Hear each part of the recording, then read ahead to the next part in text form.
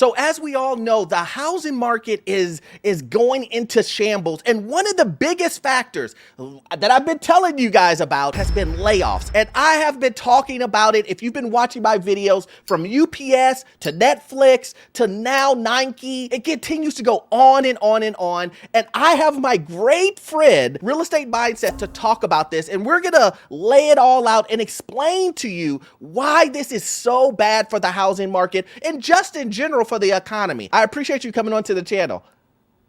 Thank you, man. I appreciate being here. It's always a pleasure to work with you, Orlando. You're an absolute genius. You're a friend.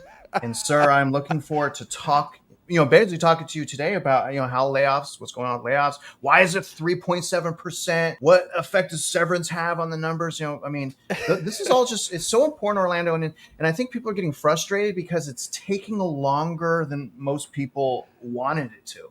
Right. So I'm looking forward to talking about this. Yeah, for sure, man. I love bringing you onto the channel. Every time you come here, you always say such great things about me, so I really appreciate that, man. You keep on coming back.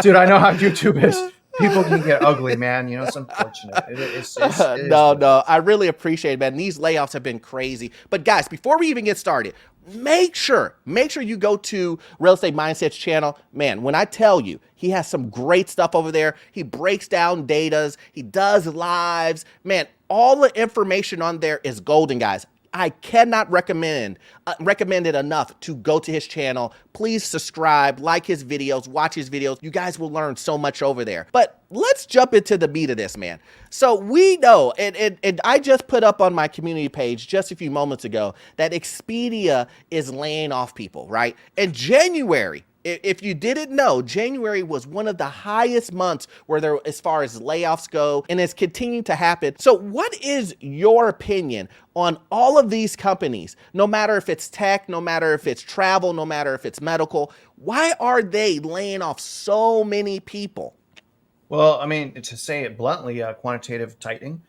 People are making less, people are making less money right now. Companies are making less money because the rates are higher. They're having to refinance debt. That expense is higher. So they're laying off people. But as far as the labor market, I'll dare to say, Orlando, we have a hot part-time job market. The part-time job market is on fire. The full-time job market, man, is a mess right now. And I think part of the reasons why we're not seeing that is the severance. So, when someone's on severance, it's not reported in the unemployment number. So all of the stuff that we have been seeing at like Facebook and Google, who are laying off because of the QT, because of also the AI, I think has a lot to do with those layoffs. That's not even reported yet in the numbers.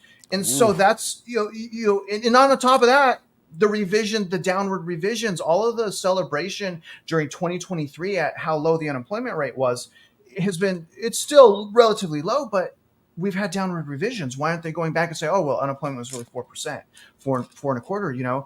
There's a lot going on, man. I think the layoffs, it's clear. Companies aren't making as much money. That's obviously when people start losing their jobs, that is huge to the housing market.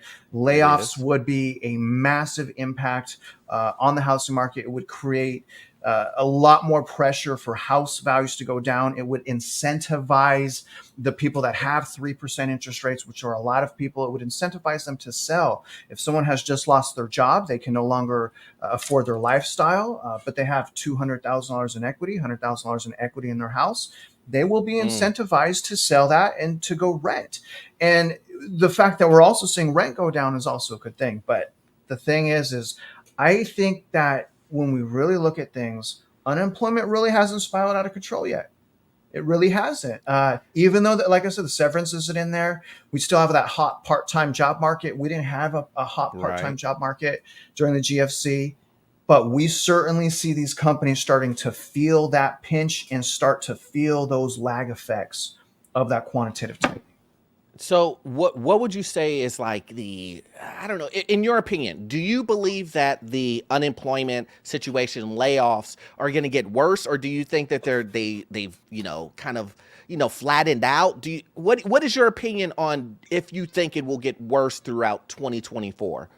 I mean, of course, it's going to get worse. It's going to get worse for many reasons. I mean, one of the reasons is they're not going to be able to hide behind the severance as much. The severances are going to start hitting. The severances are going to start showing up the unemployment rate. So that's going to naturally go up because there's no severance smoke screen. So I believe when we're going further and further through 2024, that severance smoke screen is going to be removed, and those people are going to be like, "Oh crap, I don't have a job no more. I don't have a payment," or hopefully they had a job lined up. Who knows? And so, I think it's going to go up as well, Orlando, in your commercial financing, because as more and more of these companies either have to refinance or they're getting loans for their payroll, they're getting loans Right. for operating expenses.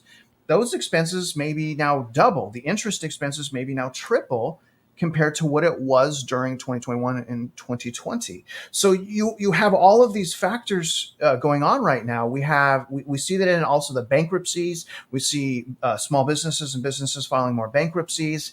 But here's the thing, though. I'm waiting for that unemployment to really hit the financing market. And I really think that as far as so back during the GFC, we had a kind of a financial meltdown because of the riskier, per se, subprime mortgage-backed security market. You call it fraud, you call it whatever you want. I think this time around, we have many things that's putting a lot of pressure on the financing market, the banking market. I think it's going to start with commercial real estate.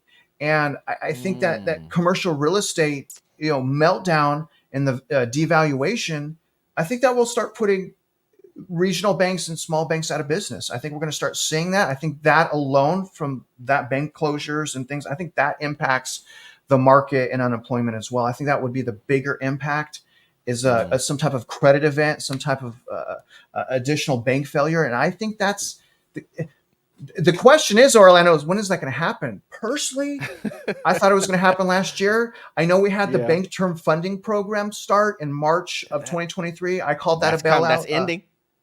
I know it's ending in 2 weeks, about 2 weeks on the 11th, I believe. But when we look at that, and Daniel DiMartino helped me see this, that had a capacity for $2 trillion of borrowing. Damn. There was I'm just shooting out numbers. I can't even fathom $1 trillion. But of the 2 trillion, there was only about 170 billion. And it was from the small banks that are probably going to go under anyways. So we didn't see a large institution bail out. We saw the weak players get bailed out. And so what's interesting, and Jack from Nobody Special Finance helped me see this, is some of those banks, New York Bank that purchased, I think it was Silicon Valley's assets, are now going under distress. So it has spread the toxic assets, it has spread the problem. It just hasn't played out. It hasn't played out, and it's very interesting. Well, it's in my opinion, it's a slow process that's happening. You have, not only do you have a some type of workaround or workout that's happening between the government themselves, but the banks themselves are helping each other. You have the bigger banks, which are the JP Morgans and the Bank of Americas and Wells. These guys, this is how it works, guys. These bigger banks that have a great balance sheet, or a balance sheet that could, withstand any type of, devastation that we probably will have. These guys are helping out the smaller banks and floating them, only to take them over. Only to take them over. Try to take over the world. One of the tactics that, and I don't want to make this long because this is nerdy finance stuff that I love looking at, but if you look at what Wells and Bank of America and JP and all these other guys do, is they lend money. They lend money to these smaller regional banks just so they can have a peek at their books. And when they look at their books, they go, we shouldn't give them this money, but how about if we give them this money, knowing that we're going to buy them out anyway, because we see what's in their books and we want those assets. And that's what you are starting to see from these bigger banks. And so, unfortunately, we know that some of these regional and smaller banks are going to collapse, and it is what it is. And people are going to lose jobs, and consolidation is going to happen. And some of these banks will just, it's not going to be taken over. It's not going to be, you know, a credit Main Street credit union managed by Wells Fargo. No, Wells Fargo is just going to take all the assets and crush the business. That's what's going to happen. And people are going to lose jobs, and people are those companies that were on those payrolls for those banks are going to lose those lines of credit. And yes, you can move that over to Wells, but you know, it just creates a disruption all the way through, a domino effect. And you're right. I do think that a credit event for unemployment is going to be huge. In Orlando, so, you know, I think it starts again, that credit event starts with the CRE, but I think that's how it starts. I think how it really gets going and becomes unhinged and out of control, defaults, delinquency. And that's what happened during the GFC. People could no longer pay their bills because most of the delinquency and default was conventional mortgages where they proved their income, where they met the thresholds of affordability. So I think that the compounding effect here that a lot of people aren't really talking about yet, because we're not, you know, the trajectory is all kind of skyrocketing up, is that consumer delinquency, that consumer default, because that will also destroy someone's purchasing power. Even if they're late on a small credit card, it really cripples your purchasing power. So again, job layoffs are so bad for not only the housing market, it incentivizes the homeowners, but it's also bad for consumers because they can't afford to pay their bills, which is also bad for any bank, every bank. And when we, and the scary thing about layoffs is when we really dig into the numbers and we look at, whoa, like there's I think it's 67 to 70% of America is living paycheck to paycheck. And so they cannot afford to lose their job. And not only that, Orlando, a lot of households have two people making money. Yes. You know, we don't have that one working family household anymore. It's a lot more disrupted. It's, you know, it's a lot more expensive. There's huge burden to live these days. But just imagine the households that only have that one income. It's even harder for them. You know what I mean? So it's going to get tough. Next question I want to ask. Let's have a little fun here with this. I don't know if you've seen this, right? And this goes along with the whole unemployment and workforce and labor force questions. Have you seen the clip of the Kellogg's cereal company guy, the CEO of that, telling all of his employees and telling consumers that, hey, I know you're not making money now. I know inflation is really, really high, but instead of eating dinner, how about you just eat our cornflakes? How about you just eat sugary cereal that we provide? It's cheaper than you getting fruits and vegetables for your kids. And him pushing the narrative he understands that things are getting worse and worse and worse for the everyday American, but he suggests instead of paying his employees higher wages or providing them some type of help or whatnot, instead of doing those type of things or finding innovative ways to bring down the cost of his goods, he instead says, buy more cereal and give it to your family for dinner. Why do you think that is? And why do you believe that a lot of these CEOs are having a very hard time with bringing up the amount of money that they pay individuals? Well, I don't think Tony the Tiger would think this was a great situation. You know, I mean, the guy's a heck of a salesman. Maybe he's a great salesman. I mean, but that sounds like Great Depression. Like, where are we going to get the cereals? Is there a cereal line next to the bread line? I mean, geez, Louise, man. I mean, it's a scary thing. And I think what a lot of these companies are worried about is being attacked by the public. So they're tiptoeing around, maybe firing people. Maybe they want people to quit. So they make a work environment that is just, crappy, basically. And I actually saw something on my Discord where someone sent a picture of in a building to where when people were walking in the building, it says, "Oh, your dog misses you at home," right? Because there's no more work from home. So it's like, come back in the office. We're not going to fire you, but we're going to rub it in your face, man. And we're going to get you to leave. So I did a video on that. I did a video on that where Amazon was doing that exact same thing, where Amazon was literally making it so hard for individuals. They were trying to make them quit. They were giving them so much work and saying, hey, you have to do this. And then at the very end of it, they would do things like, instead of firing you, they would drop you down in position for lower pay and say, hey, look, we're not laying you off, but we're going to cut your salary down by 20,000. And more than likely, you're going to have to do tedious data inputting, or you're going to have to do some type of work that you don't want to do. But hey, you still got a job, right? Yeah. And they're hoping that the individual quits so they won't have to pay them unemployment. Jeffrey Bezos. But then you got these other companies, Orlando. Hey, you guys want the stock to go up? Our stock's down a little bit. They're boy, hey, let's just lay off 5% of our workforce, and our stock will rally. So you got all this, like, some people don't care. They're like, go ahead and write an article about us. All news is good news for us. We don't care. And then you got these other ones that are like, no, we can't have that. We need them to quit. It's just not a healthy job market. And again, when you go dive into the numbers, I said, yeah, maybe we have this hot part-time job market, which is only sustainable for so long in the environment we're in. But we look at the full-time job market, and that is a dumpster fire if you're to even believe the tainted data to begin with. We lost in December, from November to December of 2023, 1.5 million full-time jobs.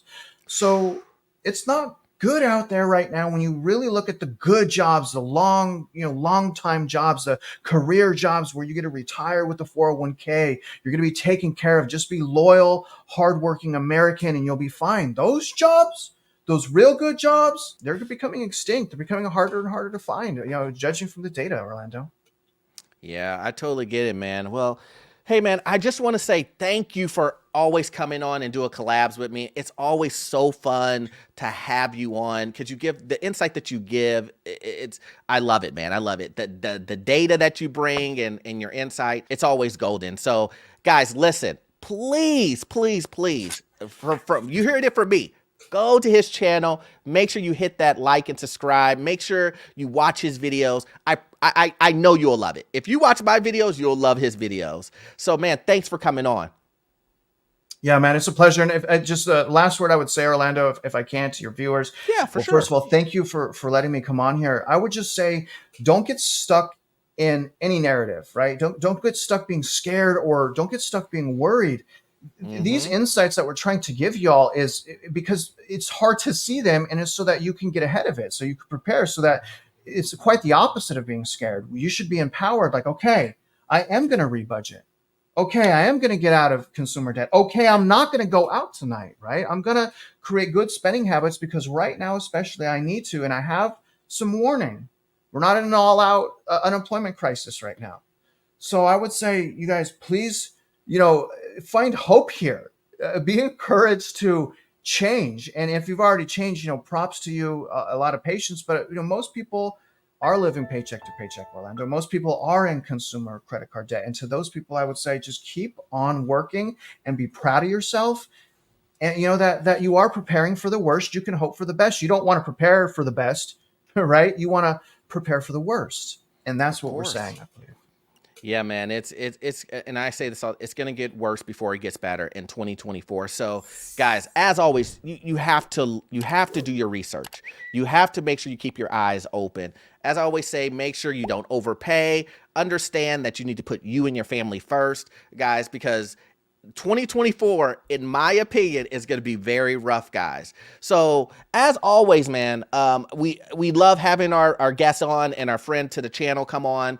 And please, again, make sure you go check out his channel. He has great stuff over there. And as always, guys, you won't get all of your information from this one video. I need you to watch this video right here. Yes, this one right here. It will give you information on the housing market, financial news, get you on your first real estate property. Guys, the information you will get from that video, it will be gold. See you in the next one. Thanks.